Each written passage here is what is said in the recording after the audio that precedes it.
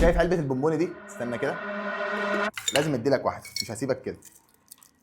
خد دي معلومه كل يوم. يلا بينا صلى على النبي صلى الله عليه وسلم. ربنا سبحانه وتعالى بيقول في سوره الزلزله: فمن يعمل مثقال ذره خيرا يره ومن يعمل مثقال ذره شرا يره. الايتين دول ايه تفرحك قوي وايه تزعلك قوي، والله العظيم بجد. ايه تخليك تغير من الفرحه وايه تخليك متضايق جدا. عايزين نتعلم من الايتين دول ان اي عمل صغير كويس انت هتعمله هتاخد اجر عليه. يعني مثلا انت اديت لطفل صغير بونبونايه من دي، ده عمل صغير لكنه عند ربنا سبحانه وتعالى عمل كبير جدا. لقيت شخص متضايق وتبسمت في وجهه، تبسمك في وجه اخيك صدقه. لقيت حد بيعمل حاجه غلط ورحت نصحته لله، امرت بمعروف، نصحت حد مثلا نصيحه لله، صدقه. وقفت مع اخوك المسلم وساعدته عشان خاطر تخلص له الحاجه بتاعته، صدقه واجر كبير كمان. فممكن عمل صالح انت عملته وانت مش واخد بالك، عمل صغير جدا، يكون هو ده سبب نجاتنا يوم القيامه. والعكس بالظبط، ممكن يكون عمل سيء عملناه واحنا مش واخدين بالنا ويكون العمل ده هو سبب هلاكنا يوم القيامه. زي لساننا، احنا ما بنوقفش غيبه ونميمه، او انك تتكبر على اخوك المسلم او تستهزأ بيه او تتريق عليه وتقول ده هزار عادي وممكن ده يهلكنا يوم القيامه، او انك بتعامل الناس معامله سيئه رغم انك بتصلي وبتصوم وبتقرا القران. فمهم جدا ناخد بالنا من الايتين دول. خلينا نحط عنوان نطلع بيه من الفيديو ده: وفعلوا الخير